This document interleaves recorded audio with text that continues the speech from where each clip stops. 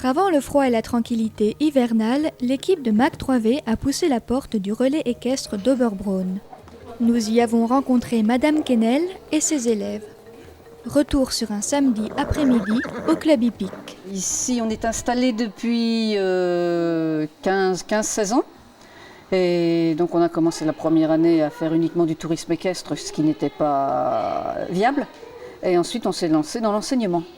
Et on s'est aperçu que sur la région de Niederbronn, Reichshofen, Ingwiller, on a beaucoup de clientèle. On est orienté depuis un an vers la préparation un peu à la compétition, parce qu'on a commencé depuis l'année dernière à les sortir en CSO. Et autrement, on fait aussi des sorties, on fait du baby poney. C'est vrai qu'en équitation, chacun peut trouver son plaisir à des niveaux différents.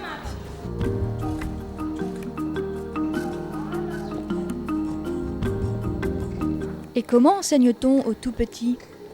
C'est plutôt ludique, hein. C'est une approche du poney, on leur apprend à brosser, à préparer le poney. Monter, c'est surtout avoir un contact avec l'animal, parce que bon, c'est vrai qu'à 4 ans, on ne peut pas leur expliquer énormément de choses. Donc on leur apprend à tenir sur le poney. 1, 2, 3, poney. On essaye de leur faire comprendre que le poney, ça peut être un copain, mais le poney doit respecter le cavalier, comme le cavalier doit respecter le poney. 1, 2, Zoé, elle a gagné. Alors Zoé, elle est le loup. Allez, on joue loup glacé, d'accord? Après le cours, il faut déceler le poney, le couvrir pour le protéger du froid et ranger le matériel à la sellerie. Allez, lavez votre main et vous n'oublierez pas de ranger votre selle.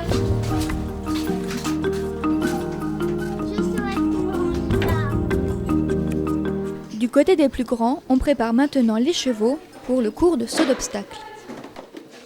On prend le filet dans une main, on écarte les rondelles et on chatouille avec le pouce pour qu'il ouvre la bouche.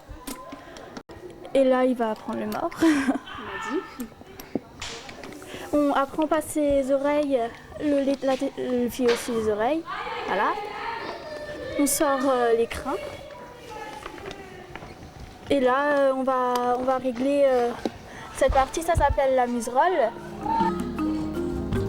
On met le tapis de selle sur le poney pour protéger pour la sueur. Après, l'amortisseur pour protéger son dos. Vas-y. Puis enfin la selle.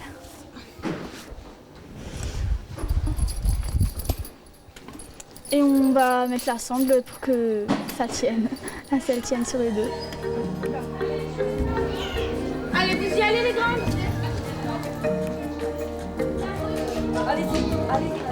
Nous allons assister à un cours de niveau galop 5. Mais au fait, que signifient les galops ? Pour le galop 1, on demande au cavalier de tenir en selle au pas et au trot. C'est le minimum pour le galop 1. C'est généralement un galop d'encouragement. À partir du galop 2, on demande au cavalier d'être capable de préparer son propre cheval tout seul, d'aborder déjà le galop, d'avoir un petit équilibre au galop. Et à partir du galop 3, on leur demande de se déplacer tout seul, d'être assez indépendant. Et on commence déjà à sauter. Au galop 4, ça commence à être un petit peu beaucoup plus dressage. On commence à leur demander d'avoir une sensation à cheval, de sentir les choses. Le galop 5 est un peu plus porté sur l'équitation d'extérieur, sur le cross. Galop 6-7, c'est vraiment le perfectionnement au niveau compétition. Et galop 7, c'est le cavalier qui est capable de s'assurer quasiment tout seul à l'extérieur.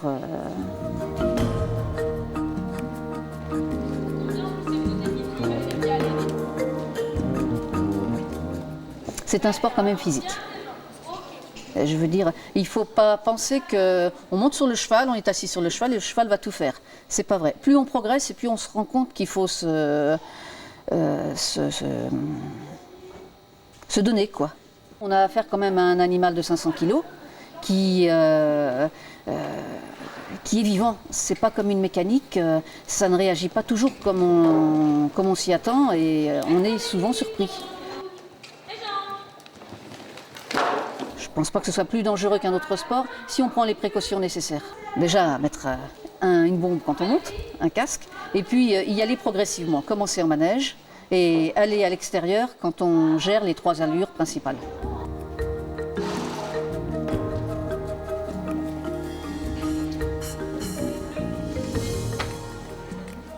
Au début, on a quand même un peu peur quand on tombe et après, à force de tomber, on apprend.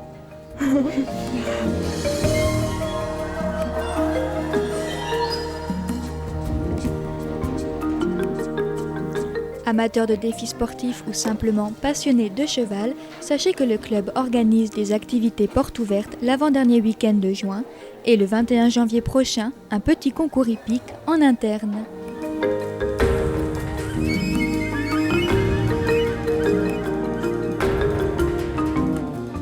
Chaque année, à la même époque, a lieu le cross du collège Charles-Munch de Niederbronn-les-Bains. En 3 niveaux, toutes les classes ont participé, 6e et 5e, 4e et enfin 3e.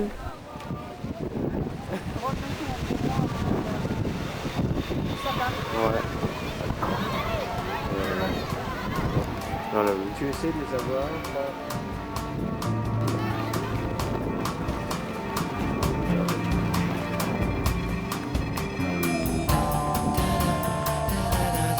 C'est les premiers. Sur la route, sur la route, sur l'ameublement de vol d'oiseau, on se dit qu'on peut gagner gros.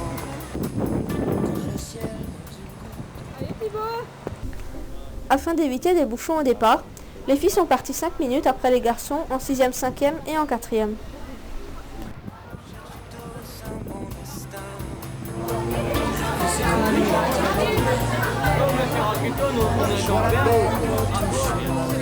Traverser la vie sans billet de train, traverser la vie sans billet de train, sur la route, sur la route.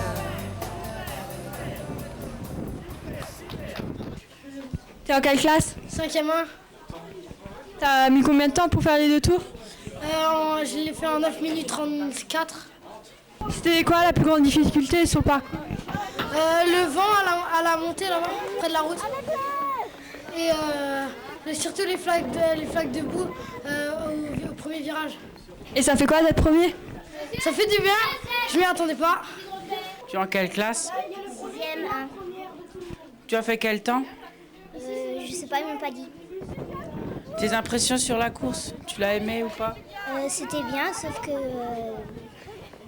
c'était un peu dur à la fin de tenir. Une partie difficile sur le parcours? Le dernier tour, c'était le plus dur. Merci.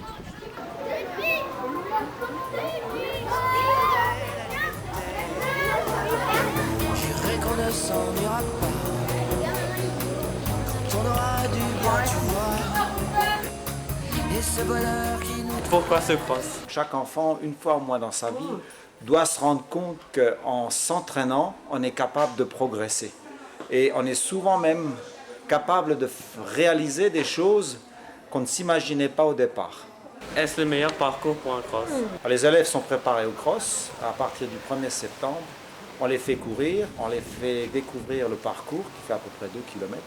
Et sur ces 2 km, ils essayent de faire le meilleur temps possible, le temps le plus court possible pour réaliser donc le plus rapidement possible la boucle des 2 km. Les temps sont-ils équivalents aux années précédentes?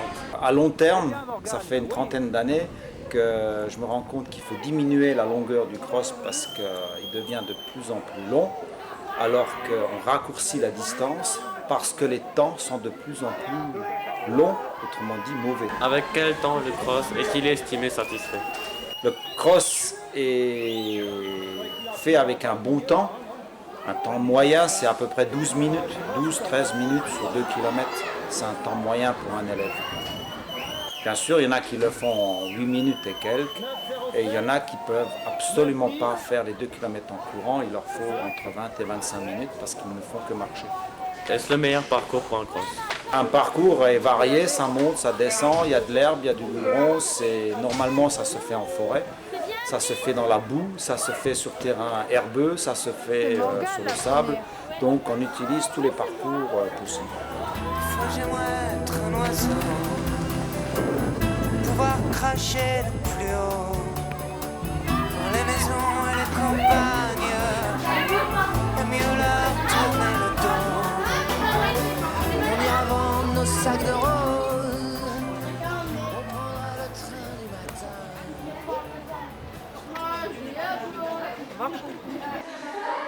Quel est ton nom? Steve Zandwasher. À quelle place as-tu fini? Premier. Quel a été ton temps? 8,40. Y a-t-il une partie du parcours qui a été difficile? La montée. De la justice, pas la vengeance, de la justice sur la route, sur la route, sur la route, sur la route.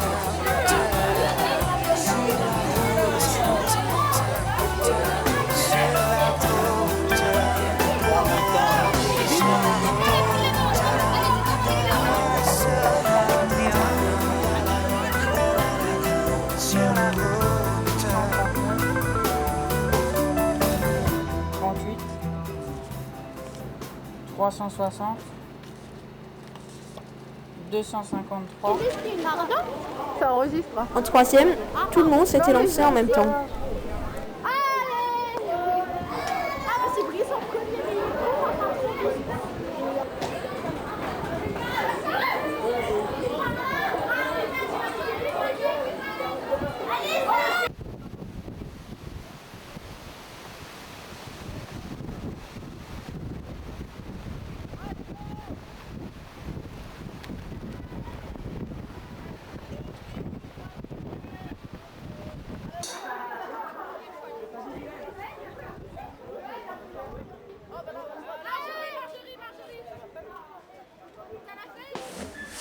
Quel est ton nom?